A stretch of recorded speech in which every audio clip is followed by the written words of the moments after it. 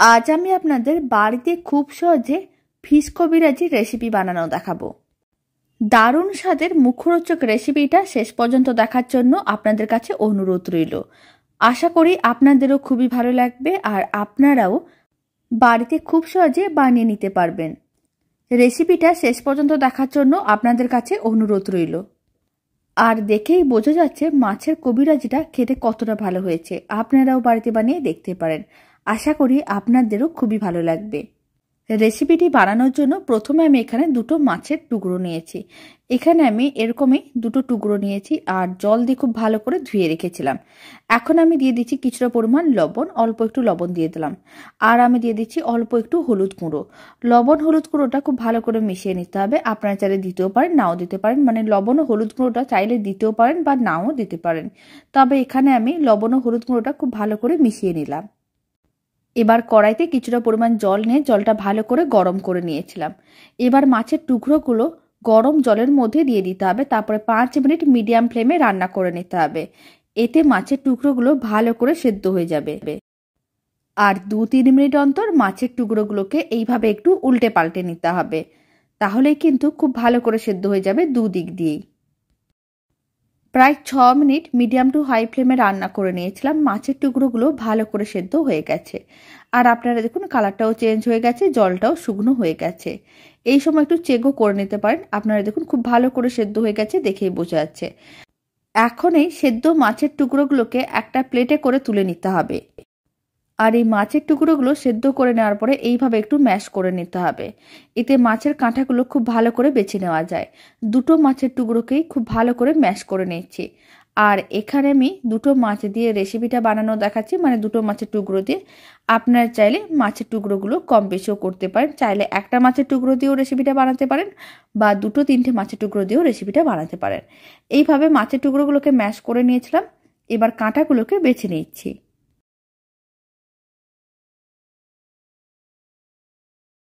সমস্ত কাঁটাগুলো বেছে নিয়েছি। এবার আমি এক সাইডে রেখে দিচ্ছি। এবার একটা ফ্রাইং প্যানকে গ্যাসের ওভেনের উপরে বসিয়ে দিয়েছি। ফ্রাইং প্যানের মধ্যে দিয়ে দিচ্ছি 2 চামচ সাদা তেল। এখন আমি দিয়ে দিচ্ছি একটা বড় সাইজের কুচনো পেঁয়াজ। একটু বেশি করে পেঁয়াজ দিলাম, এতে খেতে বেশ ভালো লাগবে। আর আমি দিয়ে দিচ্ছি বড় চামচের 1 চামচ আদা রসুন বাটা। এখন কুচনো পেঁয়াজ ও আদা রসুন বাটাটাকে প্রায় 2 থেকে 3 মিনিট এইভাবে নাড়াচাড়া করে একটু ভেজে নিতে হবে, যাতে মশলাগুলোর কাঁচা গন্ধ চলে যায়। 2 মিনিটের মতন রান্না করে নিয়েছিলাম। এখন আমি দিয়ে দিলাম 1 চামচের 4 ভাগের 1 ভাগ হলুদ গুঁড়ো। লঙ্কার গুঁড়ো দিয়ে দিলাম 1 চামচের 4 ভাগের 1 ভাগ। খুব ভালো করে হলুদ গুঁড়ো লঙ্কার গুঁড়োটাকে মিশিয়ে আবারও মশলাটাকে একটু ভেজে নিতে হবে। 2 মিনিটের মতন নাড়াচাড়া করে নিয়েছিলাম। মশলাগুলো বেশ ভাজা ভাজা হয়ে গেছে। এখন আমি এর মধ্যে দিয়ে দিচ্ছি সেদ্ধ করে রাখা মাছ। যে মাছগুলোর কাঁটা বেছে রেখেছিলাম সেই সমস্ত মাছটা দিয়ে দিতে হবে। আর মশলার সঙ্গে খুব ভালো করে মিশিয়ে নিতে হবে। 2 থেকে 3 মিনিট রান্না করে নিতে হবে। এতে সেদ্ধ মাছটাও মশলার সঙ্গে খুব ভালো করে মেশানোর পরে এইভাবে একটু ভাজা ভাজা হয়ে যাবে। এতে খেতেও অনেক বেশি ভালো লাগবে।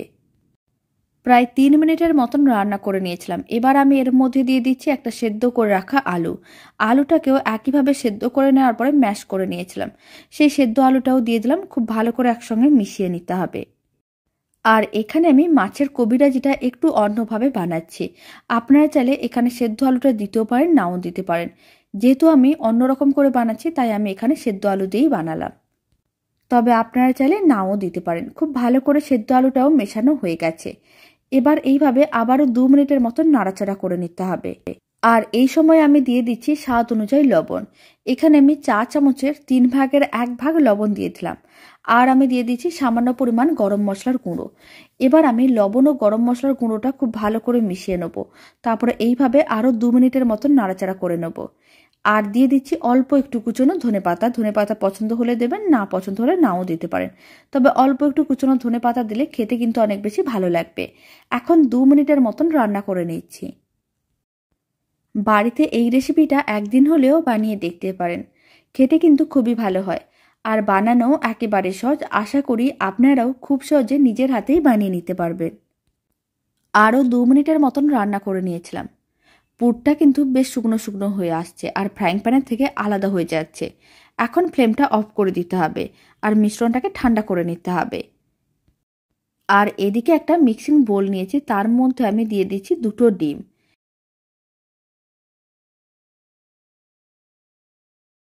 এবার ডিমের মধ্যে দিয়ে দিচ্ছি সামান্য পরিমাণ লবণ, ছোট চামচের 4 ভাগের 1 ভাগ। আর আমি দিয়ে দিচ্ছি 2 চামচ কর্নফ্লাওয়ার। এখানে আমি ছোট যে চা চামচগুলো হয় তার 2 চামচ কর্নফ্লাওয়ার দিলাম, বড় চামচ হলে 1 চামচ কর্নফ্লাওয়ার দিতে হবে। তারপরে খুব ভালো করে একসঙ্গে মিশিয়ে নিতে হবে। কর্নফ্লাওয়ারটা এই সময় খুব ভালো করে মেশাতে হবে যাতে কোনো রকমের দলা না থাকে। প্রায় 2 মিনিট মিশ্রণটাকে খুব ভালো করে এইভাবে মিশিয়ে নিয়েছিলাম। সমস্ত কিছু খুব ভালো করে মিশে গেছে, মিশ্রণটা একেবারেই রেডি। এবার এই মিশ্রণটাকে এক সাইডে রেখে দিচ্ছি। আর আগে থেকে আমি যে মাছের পুরটা রেডি করে নিয়েছিলাম সেই মাছের পুরের মধ্যে দিয়ে দিচ্ছি কিছুটা পরিমাণ বিস্কুটের গুঁড়ো। আপনারা চাইলে ব্রেড ক্রাম্বসও দিতে পারেন। আর এখানে আমি অল্প একটু বিস্কুটের গুঁড়ো দিয়ে দিলাম। বিস্কুটের গুঁড়োর মধ্যে অল্প একটু মিষ্টি ভাব থাকে, তাই আলাদা করে আগে থেকে চিনি দিইনি। এবার বিস্কুটের গুঁড়োটা খুব ভালো করে একসঙ্গে মিশিয়ে নিতে হবে। আর এখানে আমি বিস্কুটের গুঁড়োটা এই সময় মেখে নিলাম। এতে কবিরাজিটা বানাতে আরও অনেক বেশি সুবিধা হবে। তবে আপনারা চাইলে এটা একটা ব্যাটারের মধ্যে ডুবিয়েও বিস্কুটের গুঁড়োর মধ্যে কোট করে নিতে পারেন, এতে সময়টা আরেকটু বেশি প্রয়োজন পড়বে। বিস্কুটের গুঁড়োটা খুব ভালো করে মিশিয়ে নেওয়া হয়ে গেছে, হাতে অল্প একটু তেল ব্রাশ করে নিয়েছিলাম। এবার কিছুটা করে মিশ্রণ নিতে হবে আর এইভাবে গোল বলের মতন করে বানিয়ে তারপর একটু লম্বা শেপ দিয়ে প্রেস করে চ্যাপটা করে নিতে হবে। সমস্ত কাটলেটগুলো একইভাবে রেডি করে নিতে হবে। এখন আমি আপনাদের আর একটা বানানো দেখিয়ে দেবো। তার জন্য আবারও কিছুটা পরিমাণ মিশ্রণ নিয়ে নিলাম, গোল বলের মতন করে বানিয়ে প্রেস করে চ্যাপটা করে নিতে হবে। প্রথমে বল বানাতে হবে, তারপর একটু লম্বা করে প্রেস করে চ্যাপটা করতে হবে। একইভাবে সমস্ত কাটলেটগুলো প্রথমে রেডি করে নিতে হবে। সমস্ত মাছের কাটলেটগুলো রেডি করা হয়ে গেছে। এবার এই কাটলেটগুলোকে প্রথমে ভেজে নিতে হবে। কড়াইতে কিছুটা পরিমাণ তেল নিয়েছিলাম, তেলটা মিডিয়াম ফ্লেমে গরম করে নিয়েছি। এখন আমি যে কাটলেটগুলো রেডি করে রেখেছি সেই সমস্ত কাটলেটগুলো গরম তেলের মধ্যে দিয়ে দিচ্ছি। আর এই মিডিয়াম ফ্লেমে কাটলেটগুলোকে উল্টে পাল্টে লাল লাল করে ভেজে নিতে হবে। যেহেতু আগে থেকেই মাছের পুরটা রান্না করা ছিল তাই খুব বেশি টাইমের প্রয়োজন পড়বে না। এইভাবেই উল্টে পাল্টে লাল লাল করে ভেজে নিলেই কিন্তু রেডি হয়ে যাবে, খুব বেশি টাইমেরও প্রয়োজন পড়বে না। প্রায় 6 মিনিটের মতন সময় প্রয়োজন পড়েছিল। মাছের কাটলেটগুলোকে উল্টে পাল্টে লাল লাল করে ভেজে নিয়েছিলাম। এবার এই মাছের কাটলেটগুলোকে তুলে একটা প্লেটের মধ্যে সার্ভ করে নিতে হবে। মাছের কবিরাজিগুলো বানানোর জন্য প্রথমে কিন্তু এইভাবে মাছের কাটলেটগুলোকে ভেজে নিতে হবে, তারপরে কবিরাজিটা রেডি করতে হবে। আপনারা চাইলে মাছের কাটলেটগুলো এইভাবেও একদিন বাড়িতে বানিয়ে দেখতে পারেন, খেতে কিন্তু বেশ ভালো হয়। আর বানানোর জন্য খুব বেশি সময়েরও প্রয়োজন পড়বে না। সমস্ত কাটলেটগুলো তুলে নিয়েছিলাম, ফ্লেমটা লোতে করে দিয়েছি। এবার আমি যে ডিমের মিশ্রণটা রেডি করে রেখেছিলাম সেখান থেকে এইভাবে অল্প অল্প মিশ্রণ নিতে হবে আর তেলের মধ্যে এইভাবে ছড়িয়ে দিতে হবে।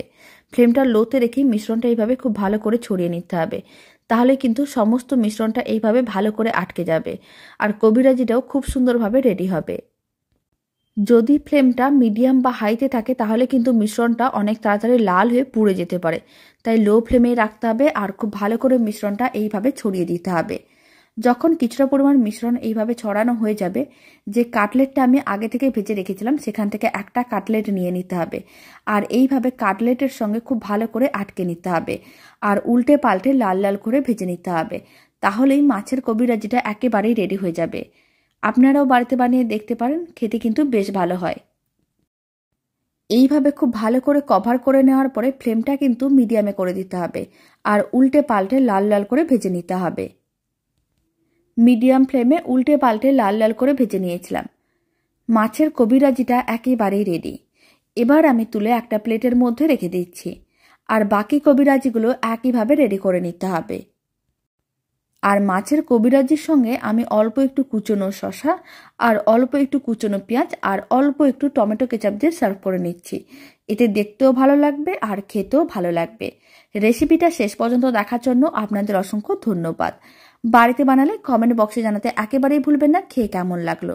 আর এই রেসিপিটা ভালো লেগে থাকলে আপনারা যদি ফেসবুক থেকে রেসিপিটা দেখছেন পেজটিকে ফলো করে নেওয়ার অনুরোধ রইল। ইউটিউব থেকে দেখলে চ্যানেলটি সাবস্ক্রাইব করে নেওয়ার অনুরোধ রইল। পাশে থাকা বেল আইকনটি প্রেস করে নেবেন নতুন রেসিপির আপডেট সবার আগে পাওয়ার জন্য। তো চলুন ভিডিওটা আমি এখানেই শেষ করছি। আপনারা সবাই ভালো থাকবেন, সুস্থ থাকবেন। আপনাদের সঙ্গে আবার নতুন রেসিপি নিয়ে দেখা হচ্ছে।